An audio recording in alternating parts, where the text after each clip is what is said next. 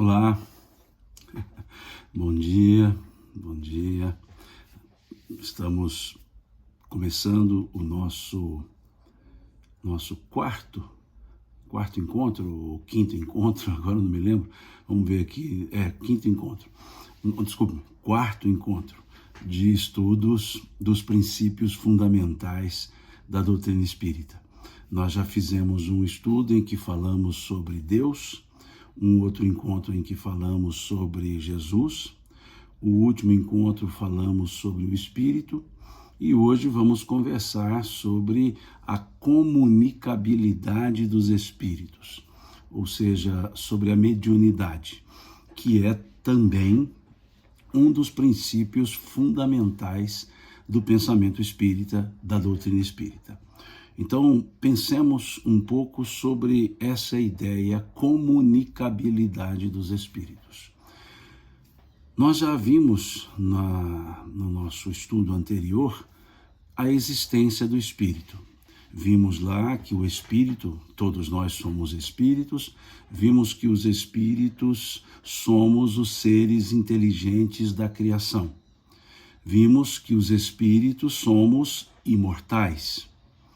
Vimos que os espíritos fomos criados por Deus, temos uma data em que fomos criados, mas que a criação, se confunde, melhor dizendo, a criação, o ato de criar, se confunde com o próprio Criador.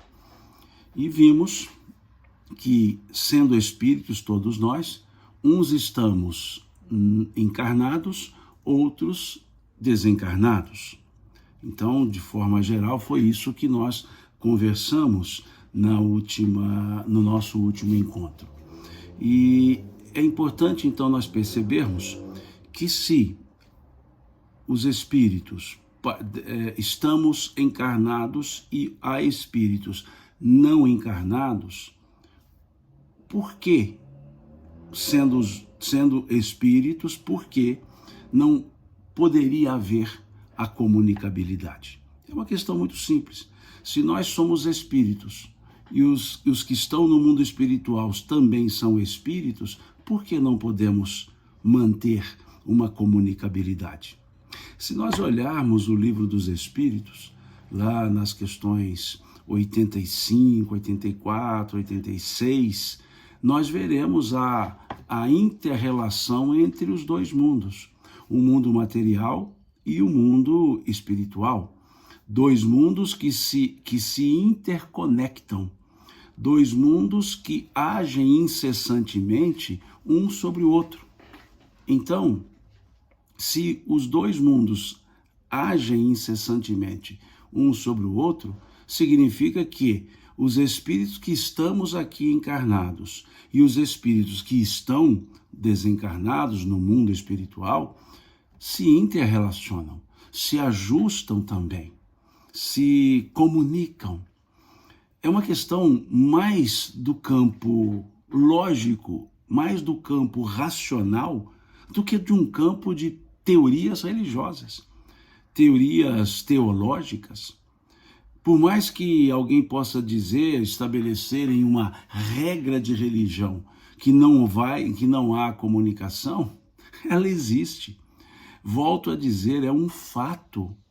A lógica, a boa lógica, o bom raciocínio, a razão, nos indica claramente que, sendo espíritos, os que estamos aqui e os que estão no mundo espiritual, claro que haverá comunicação entre eles, porque são dois seres da mesma natureza, com a diferença de uns, no caso nós, estarmos na matéria e outros estarem fora dessa matéria.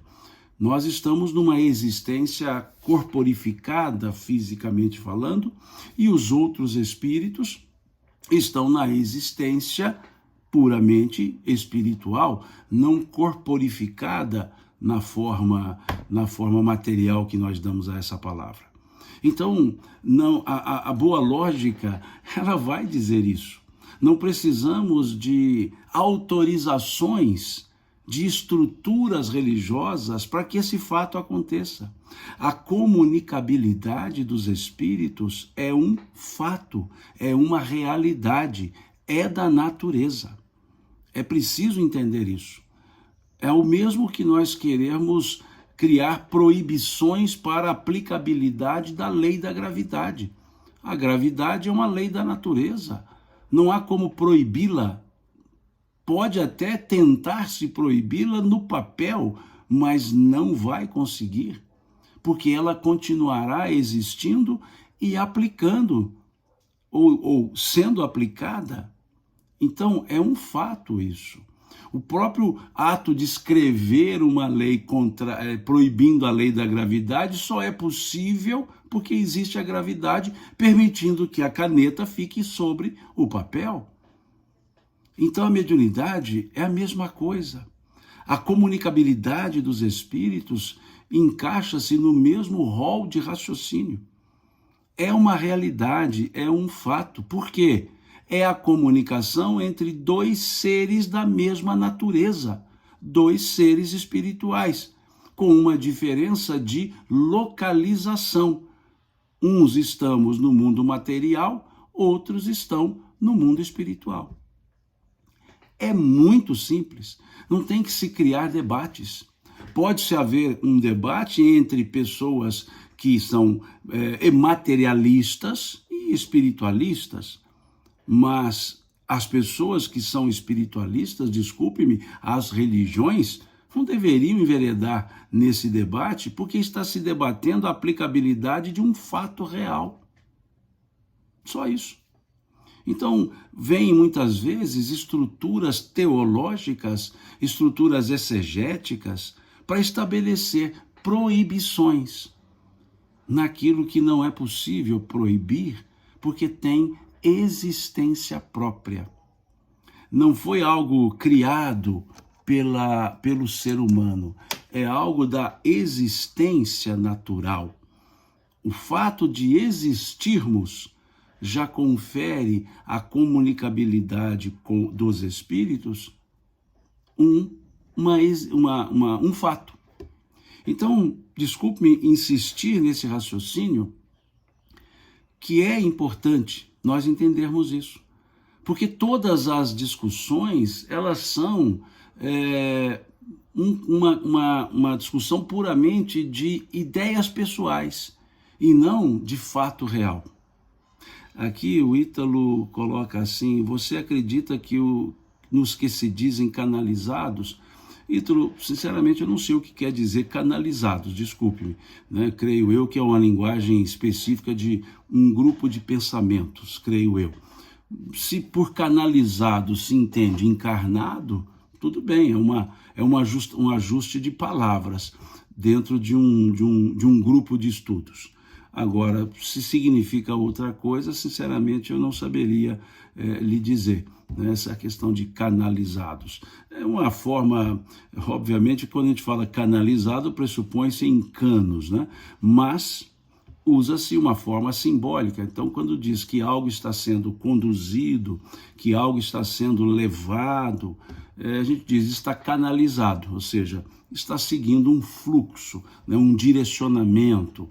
Então, creio que é mais uma palavra simbólica do que uma palavra que especifique elementos fáticos. Basicamente é isso, né? Aqui o Ítalo acrescenta: alguns desses canalizadores dizem que recepcionam espíritos como Jesus, São Francisco e outros irmãos. Ah, sim. Aqui você utiliza a palavra, então,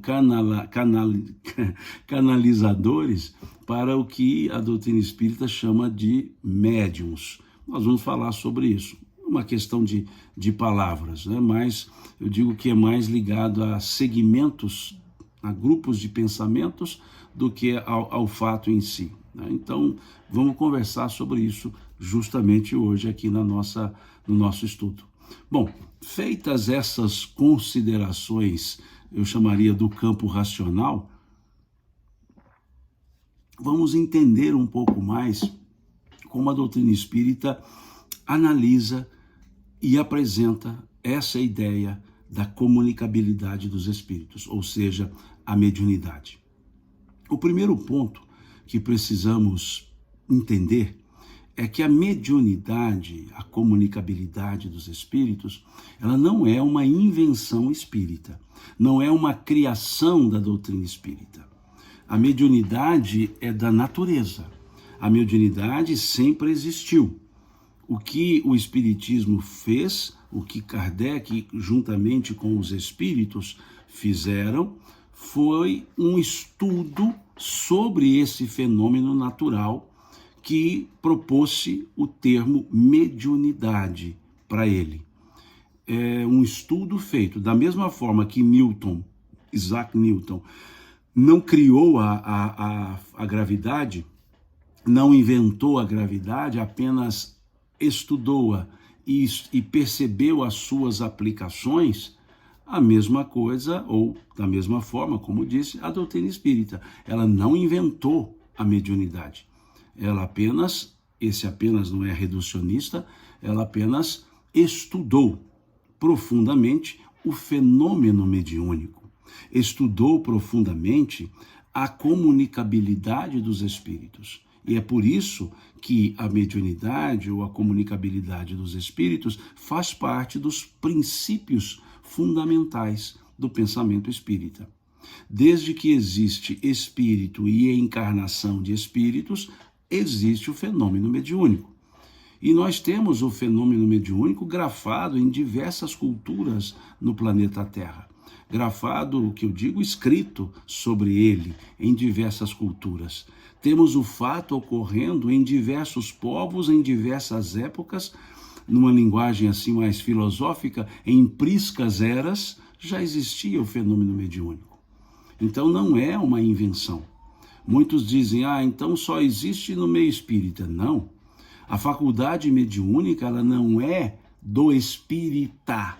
A faculdade mediúnica é característica no espírito. E todos somos espíritos. Então, a faculdade, a mediunidade, ela é uma característica universal e não apenas da doutrina espírita.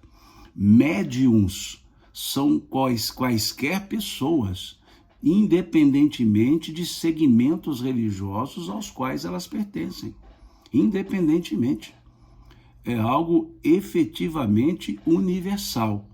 Nós a temos manifestada a mediunidade em diversos segmentos religiosos, com nomes diferentes, que sejam chamados de carismas, dons. São elementos do mundo espiritual associados a elementos do mundo material. Então, o primeiro aspecto que nós temos que deixar claro é que a mediunidade não é uma exclusividade dos espíritas. A mediunidade é universal. A mediunidade é característica do espírito encarnado. É esse o ponto. Então, pensemos, a doutrina espírita desenvolveu um estudo profundo sobre esse assunto. A doutrina espírita, ela descortinou o mundo espiritual. Se nós observarmos da questão 76 até a questão 613 do Livro dos Espíritos, nós temos não é nem uma fotografia, nós temos uma ressonância magnética do mundo espiritual. Da questão 76 à questão 613. Vejamos quantas questões tratando do mundo espiritual, tratando da relação entre os dois mundos, mundo espiritual e mundo material, tratando da chegada do espírito no mundo material, tratando do retorno do espírito ao mundo espiritual, tratando das relações entre os espíritos no mundo espiritual e no mundo material e entre o mundo material e o mundo espiritual, tratando do processo evolutivo do princípio inteligente para o ser inteligente. Então há um rol, há uma gama, uma quantidade de questões no Livro dos Espíritos que estudam esse fenômeno, ou melhor, estudam a existência espiritual, descortinam, revelam o mundo espiritual. Da questão 76 a questão 613. E além disso, Kardec escreve uma outra obra chamada O Livro dos Médiuns, que ele também chama Guia dos Médiuns e Evocadores, para tratar mais profundamente desse assunto, para tratar mais profundamente da questão da mediunidade. Então, vejamos que há um estudo seguro, profundo, sério, metodologicamente estabelecido para o fenômeno mediúnico, para se entender o fenômeno mediúnico. E isso é importante. Isso confere à doutrina espírita a condição de poder conversar sobre a mediunidade. O mundo da mediunidade não é o mundo do acho, é o mundo do é ou não é. Kardec faz esse estudo profundo. Por isso que eu gosto de dizer que o Livro dos Médiuns, ele é a passagem, ele é o elemento de transição entre o senso comum e o senso crítico em termos de assuntos da mediunidade. O Livro dos Médiuns, ele é o portal, né? Ele é o ponto de conexão que vai fazer com que façamos uma transposição, que nos coloquemos numa condição de sair do senso comum para o senso crítico. E, infelizmente, nós temos muito acho isso, acho aquilo, em termos de mundo espiritual. Nós temos muitos achismos em termos de mediunidade. E, infelizmente, no meio espírita, temos muitos palpiteiros da mediunidade que sequer leram o Livro dos Médiuns. Enveredam-se pelo campo do acho, enveredam-se pelo campo do mito, enveredam-se pelo campo do misticismo, criando um mito e uma mística para o assunto mediunidade e colocando os achos, porque não estudaram profundamente o Livro dos Médiuns. Não se dedicaram a um estudo profundo do Livro dos Médiuns. Então é preciso observar isso. A doutrina espírita não traz a mediunidade como elemento religioso, traz a mediunidade como elemento realista e traz a mediunidade como algo passível de estudo, de entendimento. E eu disse antes que a mediunidade pulula a história da humanidade. Vamos observar que nós a vemos em diversos povos. E vamos ficar aqui para o nosso estudo com o povo hebreu. Por que eu digo o povo hebreu? Porque a grande maioria do pensamento religioso atual advém de um processo ou de uma característica judaico-cristã aplicada ao pensamento hoje cristianismo. Haja vista o que temos na estrutura bíblica. Temos o Velho Testamento, que é eminentemente judeu, e temos o Novo Testamento, que é eminentemente cristão. Então, quando falamos num aspecto cristão, não há como dissociá-lo do elemento judaico. Se assim o fosse, a Bíblia não teria os dois testamentos. Então, para os cristãos, há o elemento velho testamentário, há o elemento neotestamentário, para os cristãos, visto que para os judeus só existe o testamento, o que nós chamamos de Velho Testamento, e óbvio, um conjunto outro de tradições e livros. Então, aqui, do ponto de vista da religiosidade advinda do pensamento cristão, nós não nos apartamos do aspecto judaico, principalmente quando nos valemos das estruturas do Velho Testamento. Bom, aqui Luciano faz uma pergunta, eu vou abrir um parêntese, Luciano, porque é uma pergunta muito interessante. Você coloca como seria a comprovação universal do ensino espírita segundo Kardec. Sobre isso, Luciano, Kardec faz uma observação no livro no Evangelho segundo o Espiritismo. Lá ele faz, na introdução, uma explicação da metodologia que ele utilizou para trazer os elementos dos ensinos dos espíritos, que ele chamou de controle universal da manifestação dos espíritos, ou da comunicação dos espíritos, melhor dizendo. Está lá na introdução do livro do Evangelho segundo o Espiritismo, que ele coloca então esse termo, controle universal da comunicação dos espíritos. Porque Kardec, ele era um pesquisador, um cientista, fazia parte da Academia de Ciências da França, e ele buscou um método científico. E o método científico seria aplicável à ideia da repetibilidade. Então ele fez algo da seguinte forma: ele fazia, conhecendo os médiuns diversos, porque Kardec não se valeu de um só. Tínhamos as meninas Baldin, por exemplo, duas crianças, para a época adolescentes, mas crianças, 11 anos de idade, 12.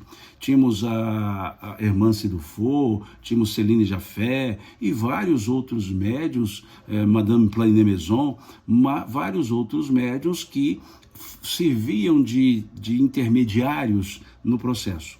E Kardec, então, ele fazia o seguinte: ele isolava esses médiuns. Ele não permitia que entre eles ou entre elas houvesse um conhecimento prévio das questões. Então ele fazia uma pergunta para uma das médiuns, fazia a mesma pergunta para outra médium, fazia uma outra mesma pergunta para outra médium, e assim fazia diversas vezes a mesma pergunta para médiuns diferentes, encaminhava correspondências para fora de Paris, para também levando as mesmas perguntas, e ele depois analisava as respostas.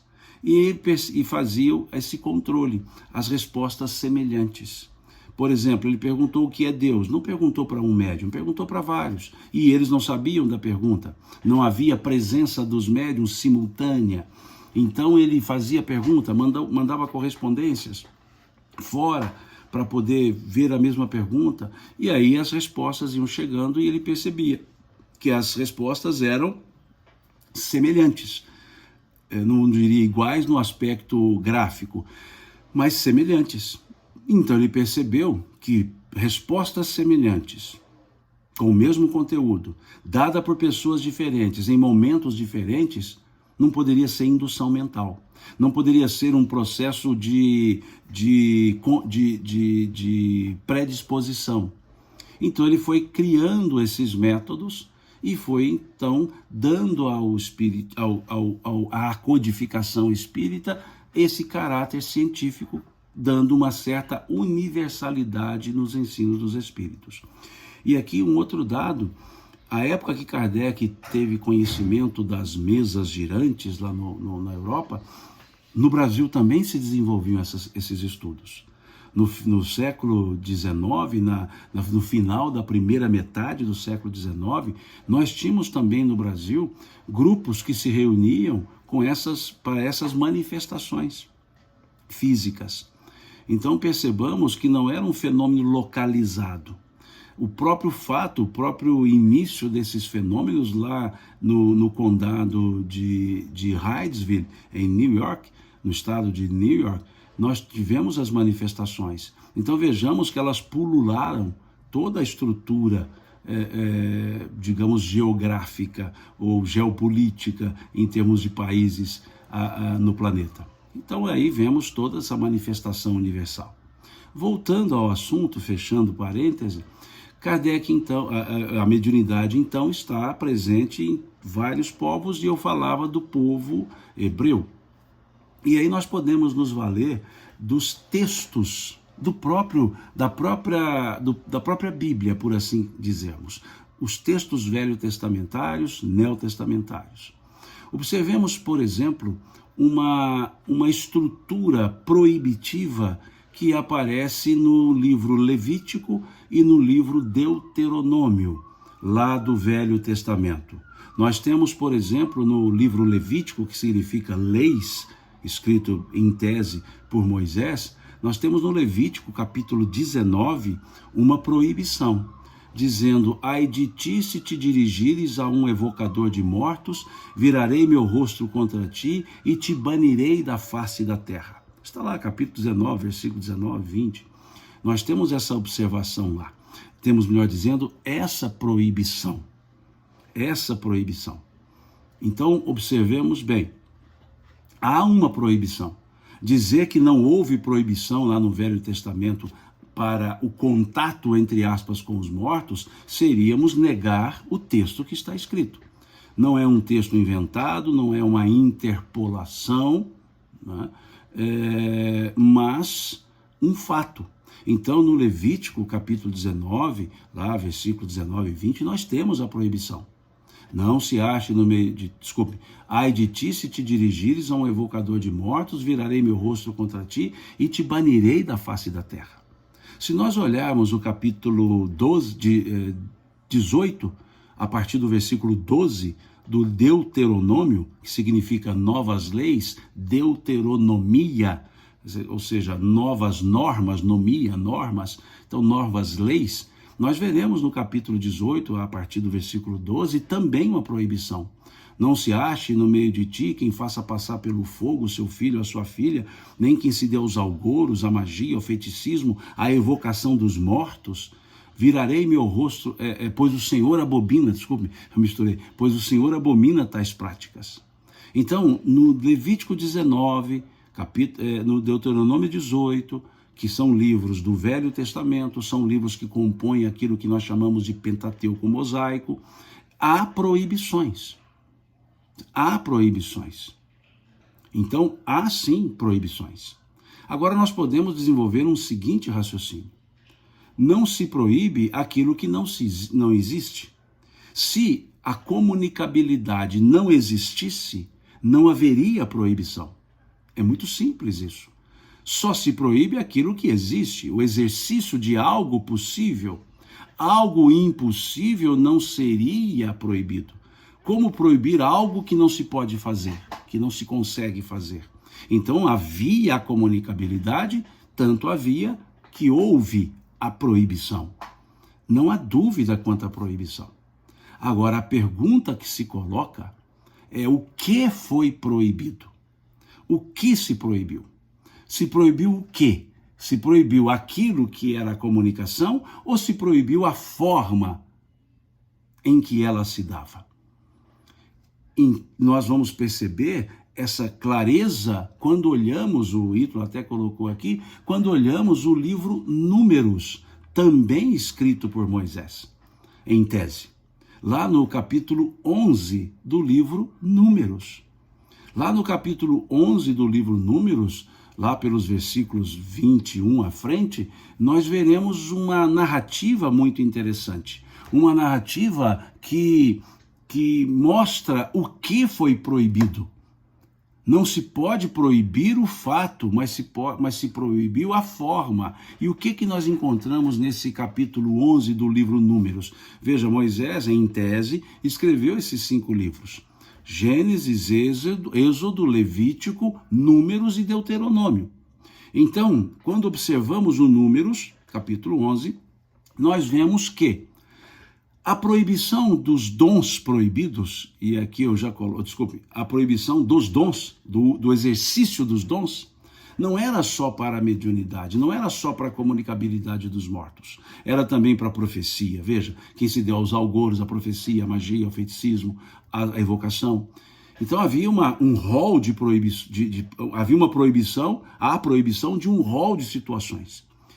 E lá nesse capítulo 11, nesse versículo 21, narra o fato em específico, 21 a 25, mas se nós observarmos o que acontecia, essa proibição ela não se aplicava a um grupo chamado anciãos, a um grupo dos 70 anciãos. A esse grupo era permitido o exercício dos dons proibidos.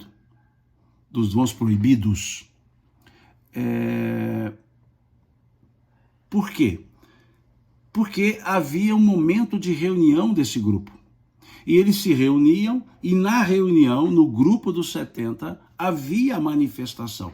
A manifestação, o uso dos dons. Então a proibição não era generalizada. Havia uma exceção. E consta então nesse livro, Números, nesse capítulo 11, que nessa reunião, em que profetizaram, exerceram os dons proibidos, terminada a reunião, saindo da tenda, chega para Moisés uma pessoa dizendo: eis que 2 pessoas que não fazem parte dos 70 estão usando os dons, estão profetizando, usando os dons proibidos. São eles Eudade e Medade. São nominadas essas 2 pessoas. E com um detalhe, essas 2 pessoas não faziam parte do grupo dos 70. Então a elas não era permitido, mas aos 70 sim. Então levam essa notícia a Moisés. Eis que dois que não fazem parte dos 70 estão usando os dons proibidos, profetizando.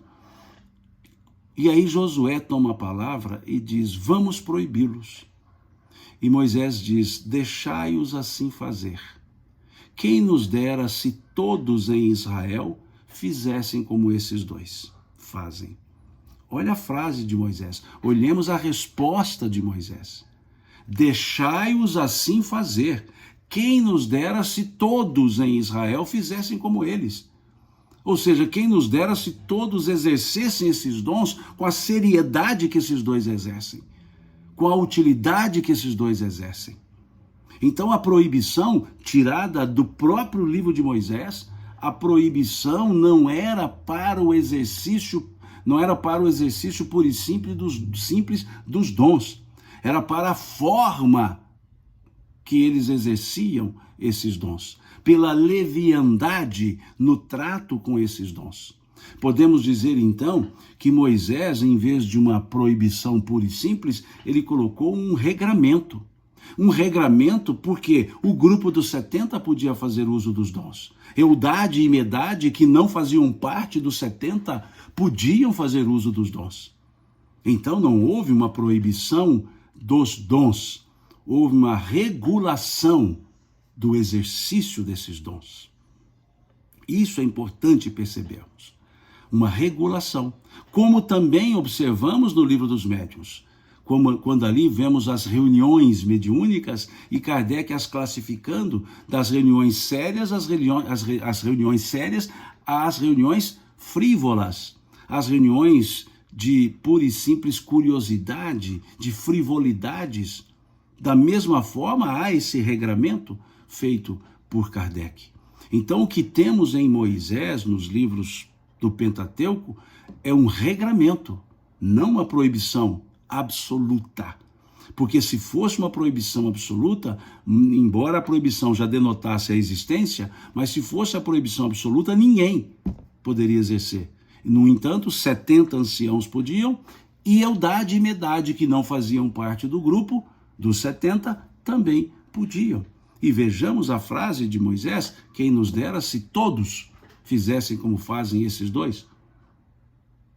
E o que esses 2 estavam fazendo? O exercício sério dos dons proibidos, entre aspas, por Moisés. Então nós chamamos isso de regramento, um primeiro regramento. E se nós seguirmos na estrutura velho-testamentária, nós veremos ainda uma passagem, uma fala muito interessante, que dá um caráter de universalidade aos dons mediúnicos, aos dons do Espírito, que vemos lá no livro do profeta Joel, no capítulo 2 do livro do profeta Joel. O que nós temos ali no profeta Joel? No capítulo 2 nós temos uma profecia de Joel. Ele diz, naqueles dias derramarei meu espírito sobre toda a carne. Vossos velhos terão sonhos, vossos jovens terão visões, vossos filhos e filhas profetizarão. Esses 3 elementos trazidos na profecia de Joel, terão sonhos, visão e profetizarão, vejam, são dons do campo da mediunidade. Então percebamos que o profeta Joel, ele estabelece uma universalidade para esses dons. Diferente do regramento trazido por Moisés, ali coloca-se o caráter universal. Porque Joel não está falando do exercício, da finalidade do exercício. Joel está falando da existência do fato. E ele deixa claro, derramarei meu espírito sobre toda a carne. Ou seja, não haverá exclusividade. Naqueles dias derramarei meu espírito sobre toda a carne. Vossos velhos terão sonhos, vossos jovens terão visões, vossos filhos e filhas profetizarão. Então vejamos como o profeta Joel deixa claro esse aspecto da universalidade dos dons. Se nós olharmos o livro de Samuel, nós veremos um fato passado com Saul, quando o rei Saul, quando vemos os livros, né, dos reis, por exemplo, Samuel, nós veremos que Saul procura uma pitonisa.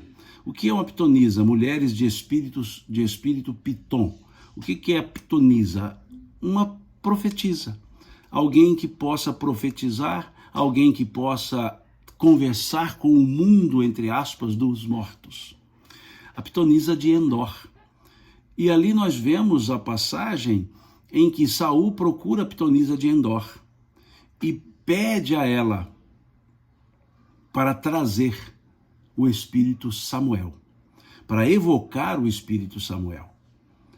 E a pitonisa de Endor se recusa porque ela reconhece o rei Saul e diz, mas isso é proibido, ou seja, eu não posso exercer. E ele então dá a ordem a ela para que assim o faça. E ela então evoca o espírito Samuel. E o espírito Samuel apresenta-se, e apresenta-se advertindo Saul. Não advertindo Saul porque o evocou, advertindo Saul pelo motivo, ou em razão do motivo pelo qual ele foi evocado.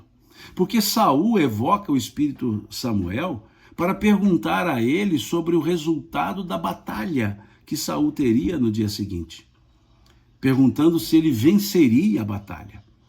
E Samuel, então, chama a atenção para Saul, chama a atenção de Saul, dizendo que aquele motivo não era o motivo para se chamar alguém que estava no mundo dos mortos, entre aspas.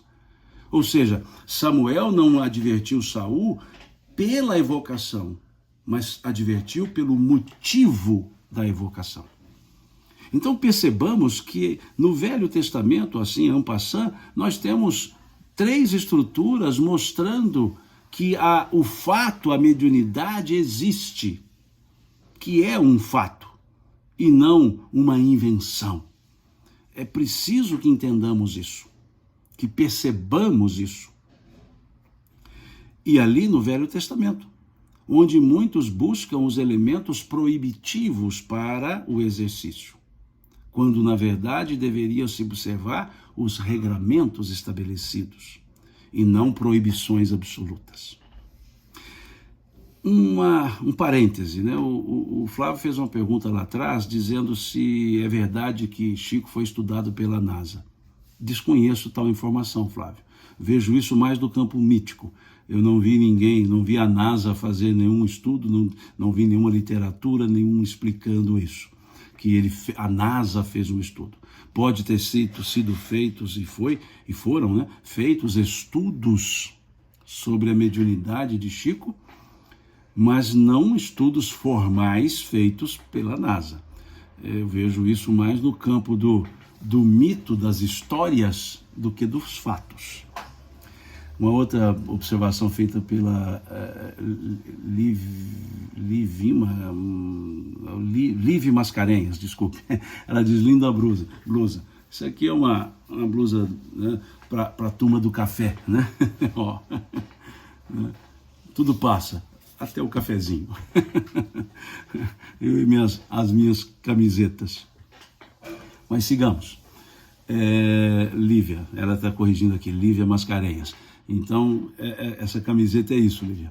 Voltando ao assunto, se nós continuarmos na história, se continuarmos nos textos bíblicos, nós veremos outros elementos. Vimos esses 3 do Velho Testamento e temos outras passagens lá do Velho Testamento que apresentam essas intervenções do mundo espiritual no mundo material. Diversas intervenções, diversas. No profeta Elias, vemos lá no caso de Balaão, e assim temos vários outros fatos. Se olharmos o Novo Testamento, nós perceberemos também elementos que indicam a comunicabilidade dos espíritos. Se olharmos, por exemplo, o capítulo 17 do Evangelho de Mateus, nós veremos o fenômeno da transfiguração. Por que eu trago o fenômeno da transfiguração? Por uma questão muito simples. A transfiguração narrada nesse capítulo 17 do Evangelho de Mateus não é só o fenômeno transfigurativo, que Kardec estuda esse fenômeno de transfiguração, que é um fenômeno anímico, né? Não precisa de uma força espiritual para que ele aconteça. O próprio ser, o próprio espírito desenvolve isso. Mas não é a transfiguração em si, é o conjunto da obra. Porque no momento em que Jesus se transfigura e mostra a sua excelsitude, ele é dito que ao lado dele aparecem duas pessoas, dois espíritos, Moisés e Elias. E essas aparições são de espíritos já, aspas, desencarnados. Ah, Simão, mas Elias não morreu porque consta que ele subiu aos céus numa carruagem de fogo. Tudo bem, é mais prático, mais lógico ele ter morrido do que ter ido para o céu com a carruagem de fogo. Porque eu fico pensando um céu de matéria quintessenciada onde caberia uma carruagem, onde ficaria uma pessoa corporificada. Mas tudo bem, deixemos que assim seja. Mas e o caso de Moisés? A narrativa lá da Torá, do Velho Testamento, mostra a morte de Moisés. Mostra que Moisés morreu. E se olharmos o livro de Enoque, que é visto como um apócrifo, mostra inclusive a disputa pelo corpo de Moisés. E diz o texto que Moisés foi enterrado aos pés do monte e não indicado lugar para que não houvesse profanação. Então mostra claramente, Moisés morreu. E vem o fenômeno da transfiguração e aparece quem conversando com Jesus? Moisés e Elias. Moisés conversando com Jesus. Aqui nós temos um fato interessantíssimo. Moisés é aquele legislador que colocou a proibição da forma. Capítulo 19 de Levítico, capítulo 18 do Deuteronômio. E ele mesmo se apresenta depois de, aspas, morto. Então quer dizer que Moisés foi o primeiro a desrespeitar a sua norma? Quer dizer que Jesus desrespeitou a norma? E aí lembramos de uma outra frase de Jesus, quando ele disse, eu não vim destruir a lei, mas dar-lhe o seu verdadeiro cumprimento. Quer dizer que as pessoas não cumpriam a lei da forma correta, da forma verdadeira. E se Jesus ali conversa com Moisés, aspas, já morto Moisés, quer dizer que a lei não estava sendo cumprida? Ou quer dizer que a forma que as pessoas interpretavam a lei não era correta?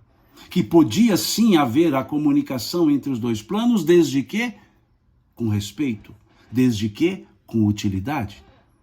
E o próprio Moisés, que deveria ser então o primeiro a cumprir a sua regra, a descumpre, ele se apresentando depois de morto. E foram aparições tão claras, de tangibilidade absoluta, que os apóstolos estavam ali com Jesus, João, Tiago e Pedro, disseram, que bom estarmos aqui, pois poderemos armar 3 tendas, uma para ti, outra para Elias, outra para Moisés. E quando Pedro observa e levanta os olhos, não estão mais na Elias e Moisés? Veja, uma aparição puramente espiritual. Então nós temos ali, capítulo 17 do Evangelho de Mateus, a narrativa de um fato efetivo, praticado por Jesus e pelo próprio legislador Moisés e Elias. Aqui a Carlinhos coloca, Lúcia, ela disse, seriam alegorias? Lúcia, é um fato do qual nós podemos tirar simbolismo também. Porque se olharmos uma outra fala de Jesus, quando é perguntado a ele sobre os mandamentos, qual é o maior dos mandamentos, e Jesus responde, nesse caso foi ele que respondeu, não é a mesma passagem em que ele pede para que o homem fale os mandamentos, essa ele mesmo responde. Ele diz, né, amar a Deus sobre todas as coisas, eu estou resumindo aqui, né, amar a Deus com toda a tua força, todo o teu entendimento, toda a tua alma, todo o teu espírito, e amar ao próximo como a ti mesmo. Ele arremata dizendo, desses dois mandamentos, amar a Deus e ao próximo, ou seja, o mandamento amar, ele diz, desses dois mandamentos, resumem a lei e os profetas. Veja, ele quis dizer, olha, o amor resume a lei e os profetas. Quem era a lei? Moisés. E os profetas? Qual é chamado o maior dos profetas? Elias. Elias era tido como o maior dos profetas. E Moisés simbolizava a lei, porque ele que, em tese, escreveu Levítico e Deuteronômio. Então temos ali a lei em Moisés e os profetas em Elias. E como o amor é a lei única da qual depende a lei e os profetas, estava Jesus. Então Jesus ali simboliza o amor, Moisés simboliza a lei e Elias simboliza os profetas. Como que demonstrando aquilo que ele havia falado, do mandamento amar depende a lei e os profetas. E ele no centro, Jesus, que é o símbolo do amor. Então sim, a passagem traz também um simbolismo, mas a passagem é real. Real. Aqui a pessoa diz, a Vanessa pondera, né? Nesse caso da transfiguração, os três apóstolos precisariam doar ectoplasma? Não necessariamente. Eu sugiro que leia lá sobre transfiguração, bicorporeidade, que Kardec trabalha, tanto no Livro dos Médiuns como na Gênese. É um fenômeno da própria natureza da pessoa, do espírito. É um fenômeno anímico. Ele não é um fenômeno mediúnico de efeitos físicos. Ele é anímico. A manifestação espiritual, o grau de tangibilidade não significa materialização. Se houvesse materialização, haveria presença ectoplásmica. Não havendo a transfiguração, pura e simples, a capacidade de evidência daqueles que estão observando. Resumidamente, só para não ficar sem resposta, Vanessa, mas resumidamente é isso. Sigamos. Então nós temos ali a transfiguração. Se nós observarmos um pouco mais, nós veremos no Ato dos Apóstolos, sem contar aqueles momentos que Jesus expulsava espíritos malignos e tudo mais. Mas, apenas relatando uma das passagens, temos várias outras com a fenomenologia, nós temos também ali no capítulo 19 do livro Atos dos Apóstolos, eu estou pegando uma passagem dos Evangelhos, uma do Atos, vou pegar uma das cartas, para a gente perceber isso. Lá no Atos dos Apóstolos, capítulo 19, nós veremos que há um fato. E o texto muito interessante, eu até quase decorei esse texto, diz assim, em nome de Jesus, Paulo fazia maravilhas, de sorte que até as suas roupas, quando levadas aos doentes, eles se viam curados. Fenômeno psicométrico. Eis que, sabendo disso, 2 exorcistas ambulantes, filhos do principal dos sacerdotes, começaram a expulsar um espírito maligno, dizendo, em nome de Jesus, a quem Paulo prega, dizemos, saia desse homem. E o espírito maligno, virando-se para os dois, disse, Jesus nós conhecemos, Paulo sabemos quem é, e vós, quem sois? E avançando-se sobre os dois, agrediram-nos e eles nos fugiram. Vejamos essa passagem do capítulo 19 do Atos dos Apóstolos. É uma autêntica reunião mediúnica frívola, reunião mediúnica desprovida de autoridade. Veja a resposta que o Espírito... Há um diálogo entre os 2 exorcistas ambulantes, filhos do principal dos sacerdotes, com um espírito maligno. E eles se valendo de uma autoridade que não tinham, né? Em nome de Jesus, a quem Paulo prega. Dizemos, saia desse homem. E o espírito vira-se para eles e diz, Jesus nós conhecemos, Paulo sabemos quem é, e vós quem sois? Então vemos ali uma típica passagem.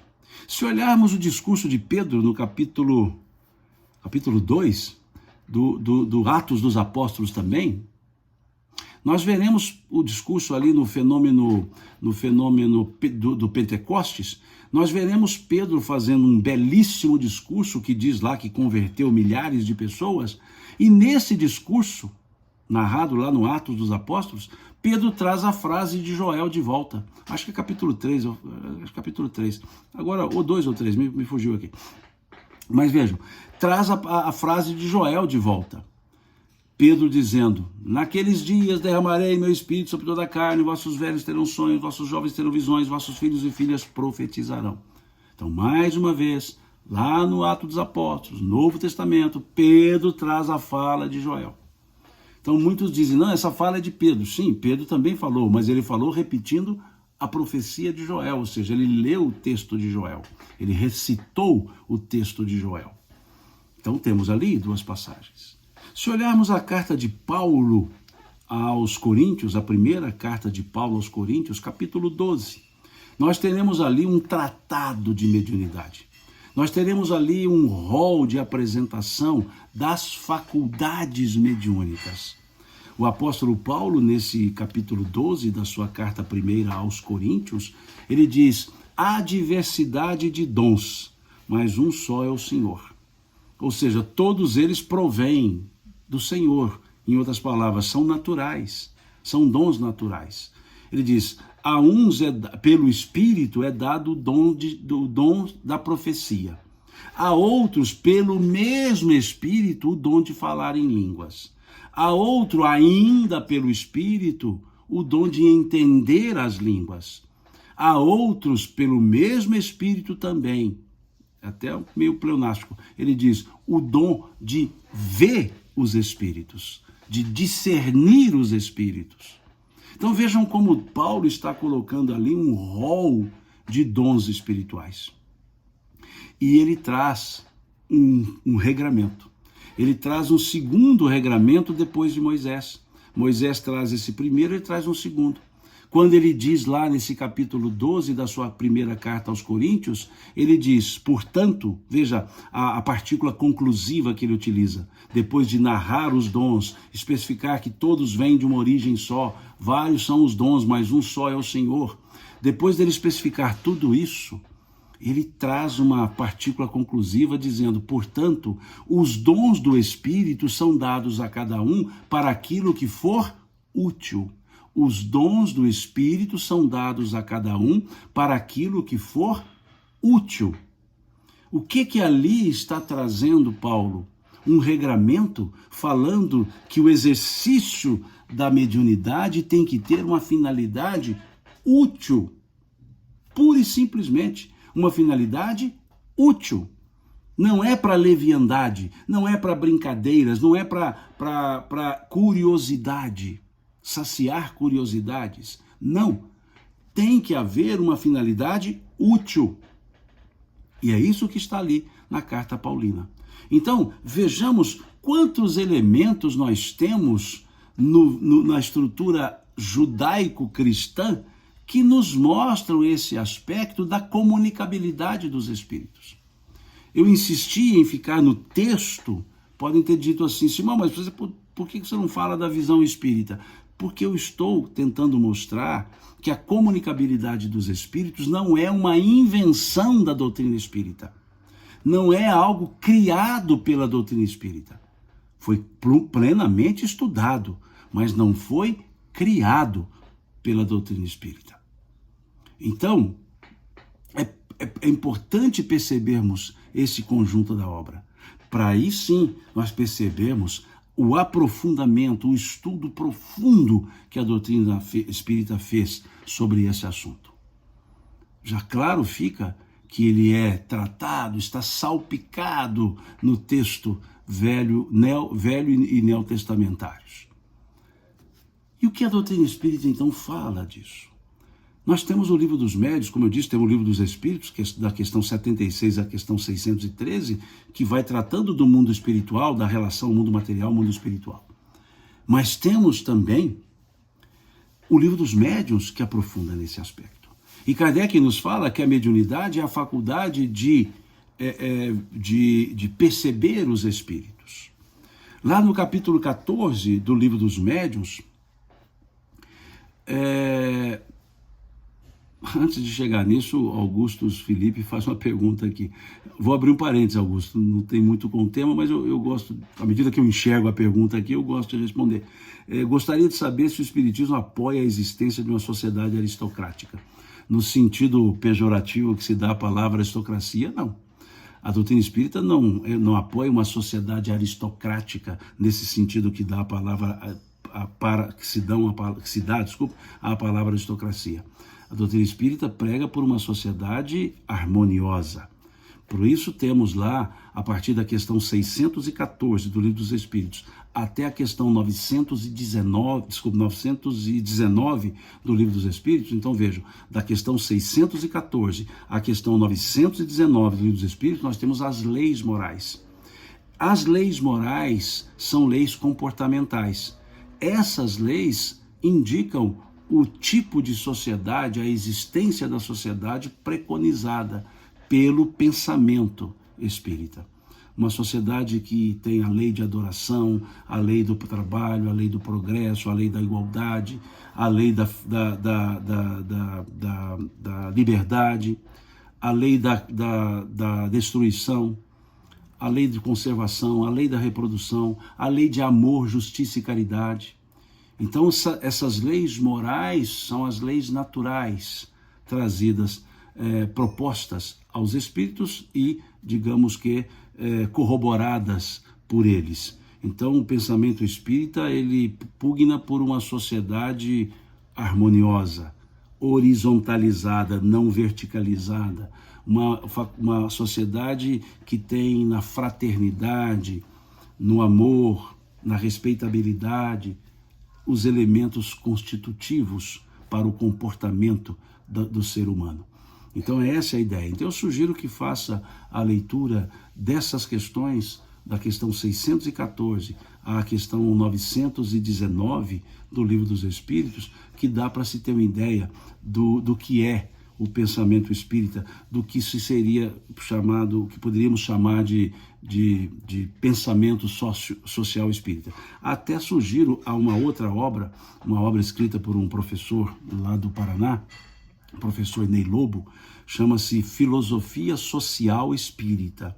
É muito interessante a obra, uma obra didática, bem esquemática, né, que eu sugiro a leitura. Chama-se Filosofia Social Espírita, do professor Ney Lobo. Aliás, ele tem uma outra obra, em 4 volumes, se não me engano, que é Filosofia Espírita da Educação. Filosofia Espírita da Educação, 4 volumes. E ele tem a outra obra chamada Filosofia Social Espírita, que é 1 volume só, em que ele trata desse assunto que o Augustus muito bem trouxe aqui para nós, da ideia social espírita. Sugiro a leitura das questões 614 a 919 do Livro dos Espíritos, o livro Filosofia Social Espírita e, óbvio, o livro do Evangelho, o livro Evangelho segundo o Espiritismo, que traz elementos práticos, vivenciais, justamente desdobrando o conteúdo das leis morais. Então fica aqui a sugestão em resposta a Augustus, fecha o parágrafo. Voltemos ao assunto mediunidade, e ali então nós temos no capítulo 14 do Livro dos Médiuns, logo no primeiro parágrafo, Kardec nos trazendo uma definição para a estrutura, para a palavra, para o médium. Então ele diz lá nesse parágrafo, logo inicial do capítulo 14, ele diz, ele apresenta uma definição em dois grupos, né? Ele traz uma definição generalista, que nós podemos chamar lato sensu, e uma definição mais especificada, ou mais estrito sensu, melhor dizendo. Então ele diz lá assim, todo aquele, em outras palavras, todo aquele que sente em grau qualquer a presença de um espírito é por conseguinte médium. Pode-se dizer que todos somos mais ou menos médiuns. Então vejamos essa primeira parte. Ele diz, todo aquele que sente em grau qualquer a presença de um espírito é por conseguinte médium. Está aqui Kardec a nos dizer a nos mostrar o aspecto generalista de mediunidade. Por quê? A mediunidade ela é um elemento característico da existência espiritual e que se manifesta quando encarnado. Então ali ele diz que todos nós, por sermos espíritos, temos a potencialidade mediúnica. Por isso ele diz que todos podem se dizer mais ou menos médium. E ali vejamos que ele não gradua, ele não coloca uma gradação. Ele coloca ali todo aquele que sente em grau qualquer. Não interessa se é uma sensação ou uma percepção tangível. Só que na sequência do parágrafo, Kardec dá uma segunda definição, agora já de especificidade. Ele começa a frase com uma conjunção adversativa. Depois de dizer, pode-se dizer que todo mundo é mais ou menos médium, ele acrescenta, todavia, quer dizer, porém, contudo, mais, entretanto, todavia, tal designação, qual seja médium, todavia, tal designação não se aplica senão àqueles cuja faculdade é percebida, é claramente percebida, passível de demonstrações. Aqui ele já faz uma outra observação, ele já faz uma outra definição. Ele fala, olha por minha conta, né? A palavra médium deveria ser aplicada em caráter específico, não em caráter geral. Médium seria então aquele cuja percepção se dá de maneira ostensiva. E ele acrescenta, passível de demonstração. Algo que possa se perceber como a faculdade ali clara. E ele vai agora explicar o que diferencia aquele generalista da especificidade, né? do especialista, entre aspas. Vejam, ele vai acrescentar a frase. Depois que ele diz passível de demonstração, ele coloca o que depende de um organismo predisposto. O que depende de um organismo predisposto. Quando Kardec diz isso, o que ele está falando? Que depende da formação biológica. Depende de um projeto, de um programa reencarnatório que permita, pelo corpo físico, permita ao espírito encarnado interiorizar o pensamento dos espíritos de maneira ostensiva e exteriorizar esse mesmo pensamento de maneira ostensiva. Por isso Kardec faz as duas definições. Eu até vou pedir licença, eu vou levantar aqui, pegar o livro dos médiuns aqui, que eu faço aqui minha live no meio da estante aqui. Então deixa eu só pegar, me peço licença para essa aparente desconsideração. Eu só vou pegar o livro dos médiuns aqui para fazer uma leitura mais... uma leitura específica, né? Vamos pegar aqui o capítulo 14. Deixa eu ver onde é que ele está. Capítulo 15, capítulo 14. Cadê aqui? Laboratório do Mundo Invisível 13, 11, capítulo 13, 14, achei. Vamos lá. É o item 159. Eu vou ler ipsis verbis para facilitar esse entendimento. Todo aquele que sente, num grau qualquer, a influência dos espíritos é, por esse fato, médium. Essa faculdade é inerente ao homem. Não constitui, portanto, um privilégio exclusivo. Por isso mesmo, raras são as pessoas que dela não possuem alguns rudimentos. Pode-se, pois, dizer que todos são mais ou menos médiuns. Veja a definição genérica. E aí, na sequência, ele diz, todavia, usualmente, assim só se qualificam aqueles em quem a faculdade mediúnica se mostra bem caracterizada, que se traduz por efeitos patentes, de certa intensidade, o que depende, então, de uma organização mais ou menos sensitiva. Em outras traduções diz, o que depende de um organismo predisposto. Então vejamos que aqui Kardec deixa muito clara essa definição de médium ou de mediunidade nesse sentido de uma conjuminação da presença espiritual com a disposição do organismo, com a disposição do próprio organismo físico. Isso, quando formos falar sobre reencarnação, eu posso voltar a esse assunto e falar um pouco dessa questão da predisposição orgânica. Depois, no capítulo 20 do Livro dos Médiuns, no item 226, é feita uma pergunta aos espíritos dizendo: o desenvolvimento da mediunidade guarda relação com o desenvolvimento moral dos médiuns? Eles respondem: não, a faculdade propriamente dita se radica no organismo, independe do moral. Ou seja, uma outra fala de Kardec mostrando que a faculdade depende da constituição orgânica. Livro dos Médiuns, item 226.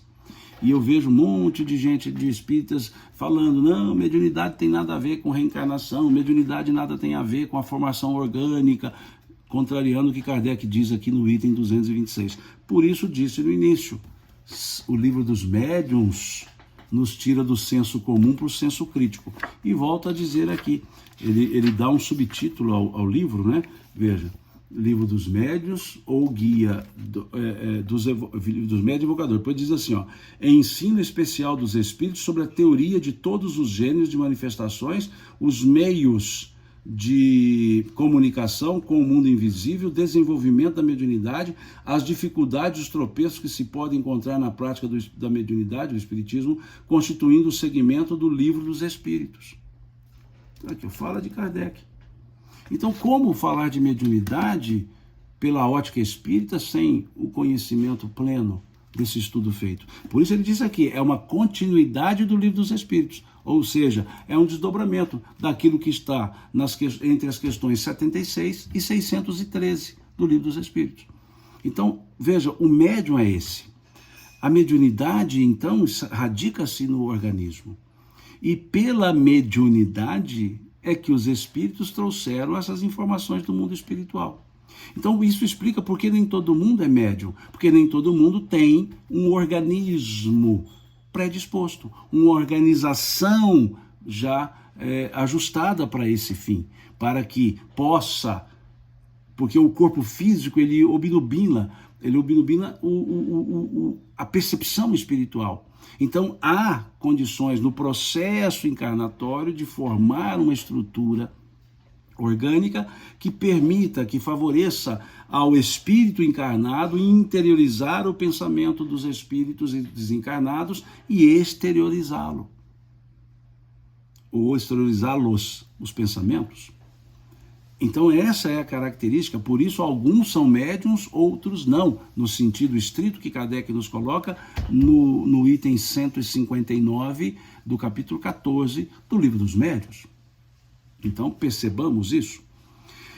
E para tratarmos uma outra definição pelo prisma emanuelino, ou seja, pela ótica de Emmanuel, nós temos uma outra definição muito interessante, constante na questão 382 do livro O Consolador.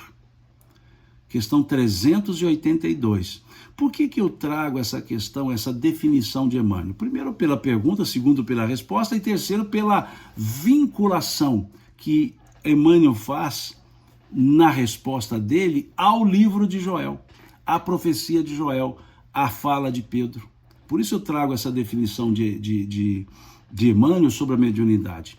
A pergunta 382 do livro O Consolador, que é um livro de perguntas e respostas, perguntas feitas a Emmanuel e respondidas por ele. Então, muito interessante. E lá na questão 382 é feita a pergunta, qual a verdadeira definição da palavra mediunidade? Qual a verdadeira definição da palavra mediunidade?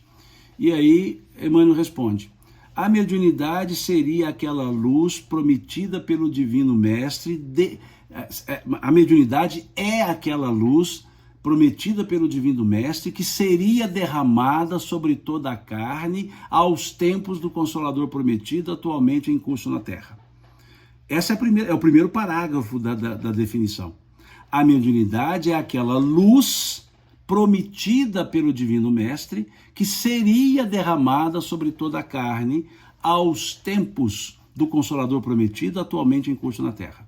Nessa resposta, Emmanuel nos traz a profecia de Joel, derramarei meu espírito sobre toda a carne, nos fala o que é, nos fala a temporalidade, porque na fala de Joel está, naqueles dias derramarei. Então, quando Emmanuel diz que seria derramada sobre toda a carne, aos tempos do Consolador prometido, atualmente em curso na Terra, aos tempos do Consolador, ele está dando o sentido para o pronome naqueles. Naqueles dias. Qual é a temporalidade do naqueles? Quando da presença do Consolador atualmente em curso na Terra. Ou seja, a mediunidade ficaria muito evidente. E foi o que aconteceu. Andrew Jackson Davis, fenômeno de Hydesville, as mesas girantes e assim vai. E ele acrescenta uma outra coisa, que aquela profecia de Joel, porque diz derramarei, lógico, não era Joel que derramaria, o verbo derramar está lá na primeira pessoa no futuro do pretérito. Veja, derramarei meu espírito, então não era Joel que derramaria, alguém estava falando por Joel. Naqueles dias derramarei meu espírito. E aí vem Emmanuel e fala que a mediunidade é aquela luz prometida pelo Divino Mestre, que seria derramada sobre toda a carne. Emmanuel acrescenta que aquele derramarei era o pensamento do próprio Cristo a Joel. Derramarei, como quer dizer, olha, deixa comigo, né? vai ser assim. Olha que beleza essa definição. Ela nos obriga, no bom sentido, a ir lá no profeta Joel, a ir lá no capítulo 2, versículo 2 do livro de Joel, a ir lá no capítulo 2 ou 3, sempre me confundo, do Atos dos Apóstolos, e perceber a consonância dessa definição. E no segundo parágrafo, Emmanuel acrescenta. Ele diz: se a mediunidade tem as suas lutas e os seus percalços, é também a melhor oportunidade de redenção oferecida por Deus aos seus filhos misérrimos. Olha que coisa interessante. Olha que coisa mais interessante isso. É uma oportunidade de redenção, ou seja, o exercício seguro, equilibrado, sério, de utilidade da mediunidade permite ao médium também redimir-se do seu próprio passado. E ainda sobre esse assunto, Emmanuel, o Espírito, no capítulo 11 do livro Emmanuel, é um livro antigamente capa verde, hoje ele é capa vermelha, chama-se Emmanuel o livro, e obviamente escrito por Emmanuel. E lá no capítulo 11 nós temos um título que é uma pergunta: quem são os médiuns na sua generalidade? E Emmanuel responde ali, né? Ele diz: os médiuns em sua generalidade não são missionários na acepção comum do termo. São almas que fracassaram desastradamente, que contrariaram sobremaneira o curso das leis divinas e que resgatam sob o peso de severos compromissos e ilimitadas responsabilidades o seu passado obscuro e delituoso, constantemente enodoado de clamorosos erros e graves deslizes. Aí nós entendemos por que tem o caráter redentor que Emmanuel coloca na resposta à pergunta 382 do livro O Consolador. Quando olhamos o capítulo 11 do livro Emmanuel. Então vejamos que a mediunidade é uma oportunidade. E, por fim, não vamos esgotar, óbvio, o assunto da mediunidade em 1 hora e pouquinho de estudos. Depois nós temos uma outra fala de Kardec, dentro daquela ideia dos regramentos, Moisés, Paulo, nós temos uma outra característica, uma fala de Kardec, que está no capítulo 26 do livro O Evangelho segundo o Espiritismo, 26, cujo título do capítulo é Dai de graça o que de graça recebestes. Lá no capítulo 26, ele diz assim, a mediunidade, na verdade, é uma frase que Kardec escreve, que é uma paráfrase de uma outra frase, de um ditado brocado latino. Há um brocado, um ditado latino que diz: Sancta sunt tacitunda santis. O que significa sancta sunt tacitunda santis? Significa coisas santas devem ser tratadas com santidade. Esse é o ditado latino. E lá no capítulo 26, Kardec faz uma paráfrase. Ele diz, a mediunidade é uma coisa santa que deve ser tratada santamente. Ou seja, a mediunidade é uma coisa séria que deve ser tratada com seriedade. E é esse o caráter que precisamos dar à manifestação mediúnica. Nós não podemos nos enveredar para o achismo e o senso comum. É preciso que analisemos e estudemos.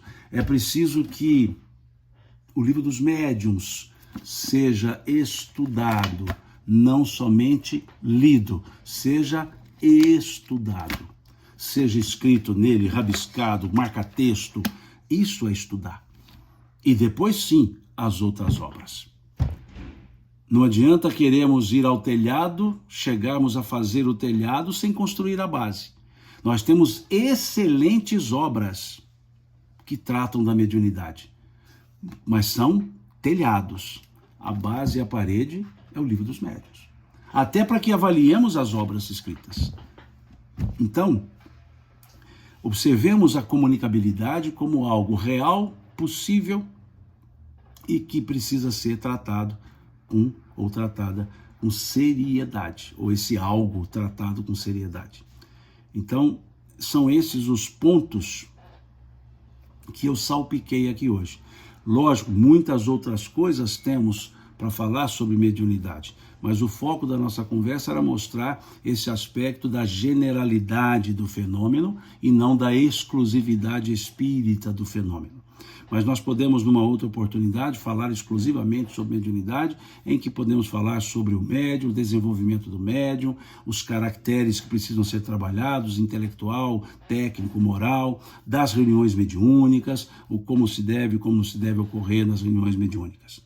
E por fim eu vi uma pergunta aqui, agora não me lembro de quem, perguntando sobre a palavra assim, o Décio Norberto está colocando aqui, no título do livro dos médiuns está escrito a palavra evocação. Como podemos entender esse ponto sobre evocação? Veja, em termos gerais, o pensamento já é evocador, ele já evoca. Quando numa reunião nós estamos presentes, reunião mediúnica, ali estamos predispostos a receber os espíritos. Então há um campo mental evocativo. Quando Kardec coloca a palavra evocação, já não é uma generalidade, porque há que se entender que ele estava escrevendo o livro no período em que ele estava estudando a doutrina espírita, estudando o pensamento dos espíritos, codificando, palavra que o movimento espírita criou. Codificação, Kardec nunca usou essa palavra. É o movimento espírita que colocou e muito bem aplicada, por sinal. Quando Kardec desenvolvia esse processo de codificação. E aí, veja, ele evocava, porque ele fazia testes. Ele recebia as comunicações espontâneas e as comunicações advindas de evocações.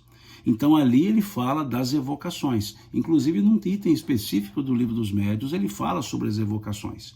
O que nós vemos hoje na prática é a desnecessariedade do processo evocativo pela manifestação espontânea, porque para a evocação, Kardec lá sugere alguns elementos que vão ser bem observados, bem entendidos, para que não caiamos em armadilhas por mistificações das comunicações por meio de falsos espíritos que envergam, espíritos verdadeiros, mas que usam nomes apropriados de outros, que são falsos personagens. Então é muito comum, dada a frivolidade, a falta de seriedade de algumas reuniões mediúnicas, é comum que espíritos evocados possam se manifestar sem que sejam eles. Até há uma frase de um espírito dizendo, evocai uma pedra e ela falará, porque não faltam espíritos zombeteiros para isso. Então, por isso é que não se trabalha muito o aspecto evocativo no dia a dia das reuniões. Mas Kardec o trabalhou, obviamente, precisava desenvolver o estudo, e não há uma proibição. Há uma observação feita por Emmanuel, que ele diz que ele não é daqueles que sugerem a evocação. Ele diz isso como uma posição pessoal dele, que é respeitável, óbvio, e com certeza pelo motivo, talvez, aqui já é uma interpretação minha, então não tem valor nenhum, mas talvez pelo despreparo dos próprios médiuns, dos próprios grupos mediúnicos, que não entenderam bem a forma que deveriam se comportar e se preparar para as reuniões evocativas. Aqui já é uma interpretação minha, então não tem valor nenhum, senão o valor de uma reles opinião, tá certo? É isso. Agradeço a vocês por ter estado comigo aqui nesse bate-papo, nesse nosso 4º encontro, e ficamos para um 5º encontro no próximo domingo, que falaremos, no nosso próximo encontro, falaremos sobre um outro princípio fundamental do pensamento espírita, que é a reencarnação, ou pluralidade das existências. Falaremos sobre isso no próximo encontro. Muito obrigado, um bom domingo para todos, um bom feriado que se avizinha depois de amanhã, e tenhamos o equilíbrio, o juízo para nesse período, né, que é o período de carnaval. Então tenhamos um pouco de juízo, um pouco de bom senso, não extravasemos, porque não é muito agradável exceder limites. Que se divirtam, né, que as pessoas se divirtam, que nós nos divirtamos, mas com serenidade, com equilíbrio, com boa consciência, nada de excessos, nada que possa corar a face das outras pessoas, nada que possa nos envergonhar ou envergonhar as outras pessoas. O divertimento é sempre válido, o divertimento é sempre saudável, desde que em clima de respeitabilidade, em clima de cordialidade. E até sobre esse tópico eu sugiro a leitura do item 10 do capítulo 17 do Evangelho segundo o Espiritismo. Capítulo 17 do Evangelho segundo o Espiritismo, item 10, cujo título é O Homem no Mundo. E lá dizem: sede felizes, como felizes podem ser os homens no mundo, mas que em vossa felicidade jamais jamais demore um pensamento mundano fútil, ou que faça corar a face daqueles que nos amam e nos dirigem. Em outras palavras, leia o texto completo, capítulo 17, item 10 do Evangelho segundo o Espiritismo. Até o nosso próximo encontro, mais uma vez agradecendo pela nossa forma, mania, nosso jeito mineiro de agradecer. Deus lhes pague pela paciência e pela presença de vocês. Fiquem em paz, que Deus abençoe a todos nós.